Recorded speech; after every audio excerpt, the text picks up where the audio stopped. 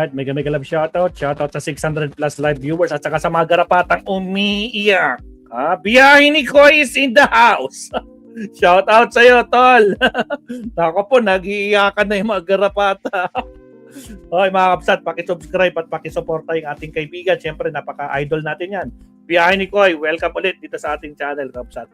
Dako po, Rene Bueno, impending arrest, VP Sara, arrest debate. Ito, naku po, can the DOJ call her before the Senate ruling? Alamin natin sa isang legal expert, walang iba kundi si Attorney Rene Bueno. Pasok, Attorney! At syempre sa mga bagong pasok, huwag kalimutang mag-like and subscribe. Diyos ko, Lord Rudy. Magandang umaga po sa inyong lahat, mga kumpanyeros, kumpanyeras, followers at subscribers ko dito po sa YouTube channel. Ako po ang lingkod, si Attorney Rene Bueno. Alam niyo po, medyo nagtitrending itong usapin tungkol sa napipintong paglabas ng warrant of arrest laban kay Vice Presidente. Viral to dahil doon sa kasong isinampa na grave threats laban sa kanya, sa mga pagbabanta niya sa buhay ng ating Pangulong si Ferdinand Marcos Jr. at sa kanyang pamilya. So ang katanungan dito at ang nagiging argumento, debate ng ating mga netizens ay hindi ba't itong si Vice President ay tulad din ng ating Presidente na mayroong immunity card mula sa mga criminal cases. Ibig sabihin hindi siya pwedeng kasuhan ng kriminal o arestuhin habang siya ay nakaupo bilang Vice Presidente. Parang sinasabi tuloy dito ng kampo ni Vice Presidente ay impeachable official ako. Hindi niyo ako pwedeng kasuhan sa Sandigan Bayan habang ako po ay sitting Vice President. So tuloy, marami ang nagtatanong sa akin, totoo ba yan, Attorney? Hindi ba siya pwede talaga nasampahan ng kaso sa Sandigan Bayan? Kasi ongoing ang impeachment trial laban sa kanya. Hindi din siya pwedeng arestuhin, di ba? Sasagutin po natin yan, alamin natin at bibigyan natin ng legal basis ng ating paliwanag sa episode na ito. So, ang tanong is that sino ba talaga ang merong VIP pass na hindi mo pwedeng kasuhan habang siya ay nakaupo bilang isang public official sapagkat siya ay nag-i-enjoy ng immunity from suit. So, unawain natin kung ano ba itong tinatawag na immunity from suit. Ito ay trending na trending ngayon at marami ang ito ay pinag-uusapan dahil dito sa hinaharap ng mga kaso ng Vice Presidente. So, sa madaling salita po, ang immunity from suit ay parang parang invisibility star kay Super Mario. Pag may immunity ka, hindi ka kahit anong ihagis sa iyong kaso o kahit anong asunto pa yan na isasampa laban sa iyo, tatalbog lang yan. Pabalik doon sa naghagis. Hindi ka pwedeng sampahan ng kaso sa korte habang nakaupo ka sa pwesto. This professional 32 TW SSD Again, sa mga bagong pasok, huwag kalimutang mag-like and subscribe. Pero ang tanong is ganito. Sino ang may-ari ng VIP? Only immunity, Yung itong only immunity pass sa Pilipinas. Ano ba ang sinasabi ng batas? Okay, ganito po yan. So ayon po sa ating 1987 Constitution at sa pamosong kaso, ito alam na alam niyo to dahil bago-bago itong kaso na to, itong kaso ni De Lima versus Duterte, okay? Iisa lang po ang may hawak ng VIP card na ito, yung immunity from suit.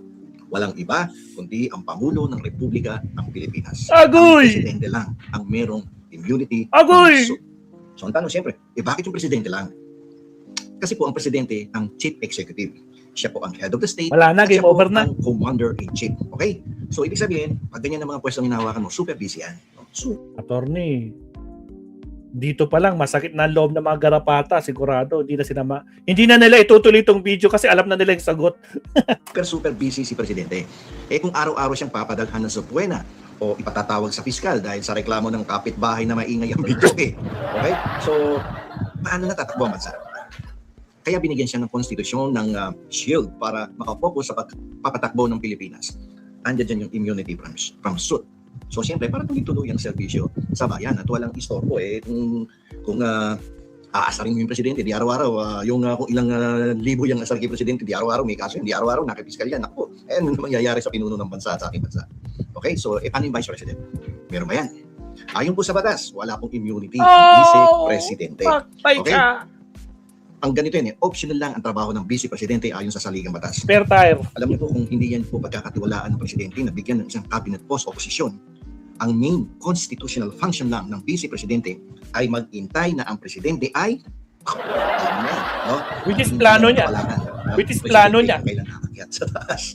Noong araw, natatandaan ko yung dating boss, isang very high official of the land before. Sabi niya, itong Vice Mayor ko mahina manalangin to, kaya hindi maging mayor. So dito, bakit bibigyan ng immunity kung wala ka namang ginagawang napaka-critical araw-araw na trabaho na pwedeng ma-distract yung trabaho mo dahil dito sa kaka-attend sa mga trial, sa investigation. So, Wala walang dahilan para bigyan ka ng immunity from suit. Kaya kung sinasabi ng mga abogado ni Vice President na may immunity from suit siya kasi impeachable official siya, mali po ang interpretation niyan. Sa akin palagay, sa aking pananaw. Attorney, masasaktan yung mga in-interview ng SMNI. Masasaktan yung mga na-interview ng Net25 na mga attorney na pinagtatalunan nila kung pwede ba talagang kasuhan si Sara Lustay. Naku po, attorney, masasaktan yung mga guest speaker nila doon, yung mga tinawag nilang mag-explain. Ang problema, pinagloloko nila yung mga followers nila tsaka yung mga panatiko sa kanila. Nakapabuti na lang, nandito si attorney Rene, nagpapaliwanag. Mali po yung interpretation niya. Isa pa. Sinasabi ng mga abogado ni Vice President na may immunity from suit siya kasi impeachable official siya, mali po, no? Ang interpretation niya. Shout out, Eduardo. Sa pananaw, mali po yung interpretation niya. Malupot na logic po yan. Ruby Coraming, So, shout out. sinabi mo dahil may ticket ako sa sinahan, no? Dahil may ticket ako sa sinihan, libre na din dapat ang popcorn at soft drinks ko. Iba po ang sitwasyon. Game over na talaga si Sara. Iba po ang sitwasyon ng Vice Presidente at ng other impeachable official. So, ikumpara po natin yung impeachment, no? Yung impeachment case versus the criminal case. Magkaiba po yung mundo na yan, no? Magkaiba ang laro ng impeachment at ng isang criminal case. So, tingnan po natin, no? At ano ba ang sinasabi ng Article 11, Section 2 ng 1987 Constitution? Okay? Sino po ba ang mga impeachable officials? Dito po sa provision na nasabi ko sa ilalim po ng ating saligang batas, ang mga impeachable officials po ay unang-unang nakalista dyan ng ating presidente. No? Pangalawa po sa listahan, syempre, Vice Presidente. At pagkatapos, lahat ng justices ng Korte Suprema. Mula sa Chief Justice hanggang doon sa ika-15 miyembro ng ating Korte Suprema. Kasi ang Supreme Court, lahat-lahat yan, 15 yan, justices niyan eh. At siya yung pinuno, siya yung Chief Justice. At ang susunod dyan, yung mga members ng Constitutional Commission. Ano ba yung mga Constitutional Commissions? Ayan dyan yung Commission on Elections, andyan yung Commission on Audit, at yung Civil Service Commission. So, bali tatlo yan, yung mga Constitutional Commissions na nakasaad sa ating saligang batas. At ang pinakahuli ay yung Ombudsman. So, lahat yan, habang nakaupo yan, no, ang pwede lang dahilan para tanggalin sila is through impeachment. Okay? Sinasabi sa batas na sila ay pwedeng matanggal sa pwesto sa pamamagitan ng impeachment dahil sa mga kasalanang tulad ng memorize namin itong grounds na ito eh. Culpable violation of the Constitution, treason, wala nang hira dito, hindi kasali yan, bribery, graft and corruption, high crimes o kaya yung betrayal of public trust. Okay? Pero pakinggan nyo ng mabuti ang Section 3 o intindihin nyo ng mabuti ang Section 3, Paragraph 7 ng Article 11 ng ating pong 1987 Constitution. Pero alam nyo mga kabsat, sa totoo lang, no? Yung mga attorney ni Sara, yung mga tagapagtanggol ni Sara, alam naman nila yan eh. Alam naman nila yan, di ba? Pero binabaligtad lang talaga nila. Tinitwist sila yung totoong nagbe-bend ng law. Alam nila, no, na pwedeng kasuhan at pwedeng arestuhin. Sila lang talaga, no? Kabado lang kasi sila. Diyos ko Lord Rudy. Sa mga bagong pasok, huwag kalimutang mag-like and subscribe. Tuloy, attorney.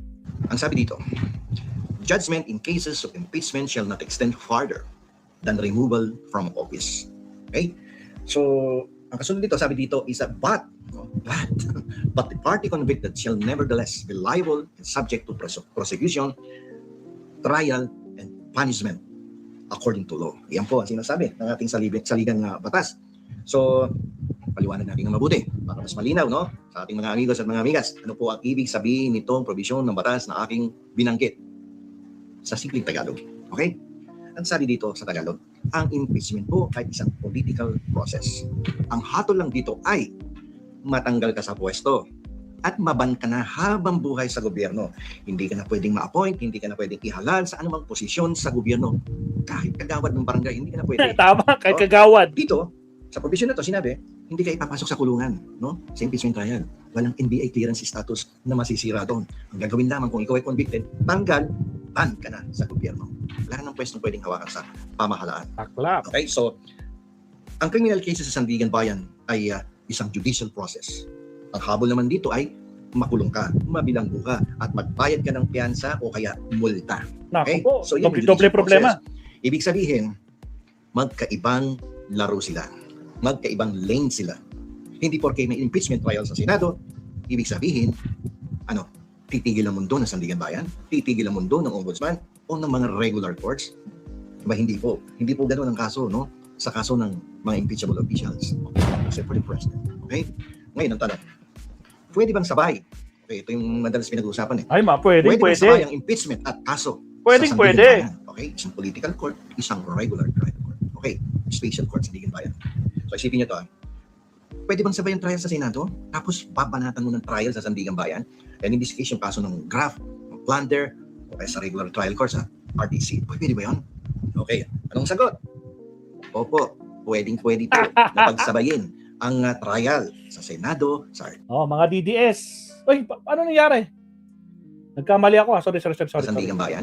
And in this case, yung kaso ng graft, ng plunder, o kaya sa regular trial court sa RTC. Pwede ba yun? Okay, anong sagot? Opo, pwede po. Nasasaktan, attorney, ang mga garapata. Yung mga DDS na panatiko na hanggang ngayon naniniwala sa mga vlogger nilang bobo din. Diyos ko po, maktay tayo. Yan kasi ang problema, mga kakabs. Matagal ko nang sinasabi, mahirap maging isang DDS. Sa totoo lang. Kasi hindi mo alam kung paano babaligtarin ang katotohanan. Yan kasi ang kon nila eh. Yan yung weakness side nila. No? Kaya nga sila, karamihan na pinatawag sa TRICOM noon, mga fake news vloggers nila, lahat. Maliban na lang na isama si Attorney Enzo Recto. Nagulat kayo. Putragis, puro mga DDS lahat nandito. Pero hindi naman nag-fake news si Attorney. May klinaro niya. At natapos na. Pero yung mga nandun, nag-iiyakan. Napagsabayin ang trial sa Senado, sa RTC, sa Sandigan Bayan. Wala namang sinasabing pinagbabawal yan. No? Walang tinatawag dito na double jeopardy. No? Dahil hindi naman dalawang magkaparehong kasong kriminal ang pinag-uusapan. At wala din po ditong sinasabing prejudicial question. Kasi hindi kailangang hintayin ng Sandigan Bayan o ng hukuman ng hatol ng Senado bago sila magdesisyon kung may nakuha ka bang pera sa pondo ng bayan. Okay? Maliwanag yan. Maliwanag? Kasi political yung isa judicial. So pwede mong pagsabayin yan. Malinaw. So isipin nyo malinaw yan. Okay. Ang Sandigan Bayan, sa ilalim po ng Republic Act 3019 o yung tinatawag nga nating Anti-Graft and Corrupt Practices Act at yung PD 1606 ay meron pong exclusive na power o may eksklusibong kapangyarihan na litisin ng mga matataas na opisyal ng gobyerno. Anong nasasakupan? Mula po yan sa salary grade 27 at pataas, matataas na posisyon na yan. No? So kung saan kasama dyan ang vice presidente, kasi mataas ang grado salary grade ng vice, no? At pwede silang kasuhan ng pagnanakaw o korupsyon. Okay, doon ang punta niyan sa Sandigan Bayan. So, pero yung salary grade below 27, hindi Sandigan Bayan yan. Sa regular courts ang punta ng mga yan. Okay? Halimbawa, habang dinidinig sa Senado ang impeachment laban kay Vice President, ang Ombudsman naman ay mag-ahayin ng information sa Sandigan Bayan. Yung information, ito yung formal complaint to be filed or that will be filed by the Ombudsman. Information po ang tawag doon sa complaint sheet na isasampa sa Sandigan Bayan. Legal term yan. So pag sinampa yung information sa Sandigan Bayan, no? So si Sandigan naman, Bayan, ay titimbangin lahat ng ebidensya. Okay? So sa Senado, ano naman ginagawa? Sa Senado, ang tinatanong dyan, ikaw, impeachable official, fit ka pa ba maging vice presidente? Okay? Sa Sandigan Bayan, ganito uli ang tanong, mininakaw ka ba? O ginamit mo ng mali ang pondo? So magkaiba yan mininakaw ka ba? O ginamit mo ng mali ang pondo? Parang technical conversation na labas, mali ang paggamit ng pondo. Okay. Magkaibang tanong, magkaibang korte, pwedeng pagsabihin, pwedeng pumalo ng sabay. Walang problema, mga amigos, mga amigas. Okay? Pero wait, no? Mayroon tayong dito Wait, there's more. Twist, no? Dito medyo magiging tricky ang ating batas at jurisprudence, no? Katulad po nung kaso ni Licaros versus Sandigan Bayan at ng Mark Copper Mining versus Garcia. So medyo may plot twist. Some days can get a little crazy. Again, sa mga naiwan po, na 500 plus live viewers, like and subscribe po tayo. Ayon po sa jurisprudence, ang impeachment ang exclusively solely Ardayan, shout out, Ardayan. para matanggal sa pwesto ang isang impeachable official habang nakaupo siya. So exclusive yan. Pwede mo lang tanggalin yan sa pwesto, no? Through an impeachment. No? Churchill, shout out, Churchill. Nakasulat, nakalista sa ating saligang batas. No? Ibig sabihin, pwedeng magpatuloy ang investigasyon ng ombudsman. Aloni TV, shout out. Walang pwedeng umatlag dyan. Pwede mag-issue ng warrant of arrest ang Sandigan Bayan. Kung available naman na issue ng warrant of arrest, pwede naman magpiyansa. Diba? pwede magpiyansa yan kung available bookies. Okay, so arestuhin ka ng Biyernes ng hapon, tapos na si judge. Umuwi na, walang pipirma ng warrant. Okay, di magbakasyon ka ng Biyernes ng gabi, Sabado ng gabi, Linggo ng gabi. Hintayin mo yung Lunes, tapos mag-file ka ng motion, no? Or motion to pay. Okay, so kasi payable naman siya. Okay, so pwedeng magkaroon ng marathon trial at maglabas ng desisyon, no? Or conviction ang Sandigan Bayan. So pwede yan, pwede sila maglabas ng desisyon, pwede sila maglabas ng conviction ng Sandigan Bayan. Okay? So, pero ito yung pinakamalaking pero, no? Okay. Kung ang ipapataw ng parusa ng Sandigan Bayan ay removal from office, pagkakatanggal yan sa pwesto, no? O preventive suspension, no? Hindi mo na ito pwedeng ipatupad agad-agad habang nakaupo pa siyang vice-presidente. So pag-usapan natin, bakit? No? Kasi nga, kung pwedeng suspindihin o tanggalin ng Sandigan Bayan ang isang vice president ng ganun-ganun na lamang para mo na rin binaliwala ang posisyon ng impeachment sa konstitusyon. So, kaya mga amigos, mga amigas, anong mangyayari dito? Kapag yan ay nagsabay-sabay na isinampa sa Sandigan Bayan sa regular trial courts tapos nagkakaroon ng impeachment trial. So, ano mangyayari? So, tutuloy ang kaso sa Sandigan Bayan. Okay? Tutuloy ang kaso sa regional trial court. Kung makonvict siya habang vice president pa siya, ang parusang pagkakatangkal sa pwesto o pagkakakulong ay mag-aantay sa pintuan ng kanyang opisina. Tagoy. Sa sandaling matanggal. Excuse me. Aray ko po. Gulo na. Paktay tayo niyan, attorney. So, sa sandaling matanggal siya via impeachment sa Senado o matapos ang kanyang 6-year term bilang vice-presidente. Kakalbuhin at ipapatupad na ng Sandigan Bayan ang parusa sa kanya. Parang ano lang yan parang online shopping. Order ka, confirm. No? Order, confirm na ang gulong. Hintayin mo na lang ma-deliver pag nag-expire na ang term mo. Okay? So, parang naging Shopee patuloy ang kaso ng impeachable official. So, ano ang mangyayari? So, ulitin natin, ang presidente lamang ang nag-enjoy ng immunity from suit at ang other impeachable officials katulad ng vice-presidente, ng Justices of the Supreme Court, Constitutional Commission sa members, yung ombudsman, ayan po, sila po ay wala pong immunity from suit yan. Only the president enjoys immunity from suit. Okay, so walang constitutional protection ang vice-presidente laban sa mga kasong kriminal o civil habang nakaupo siya. So, maliwanag po ba? No? At palagay ko naman naintindihan na ninyo at sa sobrang Tagalog ang ginawa nating pagpapaliwanag dito ay malamang yakang-yakan nyo nang i-discuss din ito sa inyong mga kasama at sa inyong mga kaibigan, sa inyong mga miyembro ng pamilya kapag ang pinag-uusapan ay ang impeachment ng vice-presidente. No? O kaya kung ayaw nyo mag-explain sa mga kaibigan ninyo, sa kapamilya ninyo, sa dabarkads ninyo, amang gawin nyo na lang, i-share ninyo itong video ko na ito sa kanilang mga Facebook, Shared na, attorney, shared YouTube na. channel at mapakinggan din nila, no? At magkaroon ng karagdagang kaalaman ayon sa mga produksyon ng ating saligang batas. So hanggang dito na lamang po, ito muli ang inyong si Atty. Rene Bueno. Salamat, attorney. O yan, mga garapatang DDS na panatiko sa mga Duterte, naliwanagan na ba kayo? Walang immunity si Sara kaya pwedeng maaresto. Diyos ko po, Rudy. Naku po, kung ayaw nyo maniwala, bahala kayo, maging panati kayo, magpakabobo kayo. Diyos ko, Lord. Again, shoutout sa 500 plus live viewers, sa mga Sarah First family. Shoutout sa inyong lahat. At syempre, huwag kalimutang mag-like and subscribe. Baka nakalimutan nyo mag-like. Like pa rin. Last topic time, Upsat, bago tayo mag-rest. Countdown tayo in 30 seconds. Here we go.